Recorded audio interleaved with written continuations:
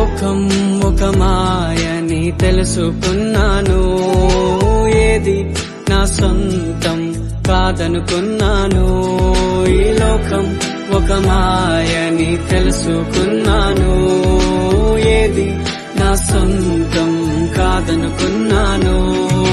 తప్పిపోయిన కుమారుని నేనైతే, నా కొరకై నిరీక్షించే తండ్రి నా యేసు. తప్పిపోయిన కుమారుని నేనైతే, నా కొరకై నిరీక్షించే తండ్రి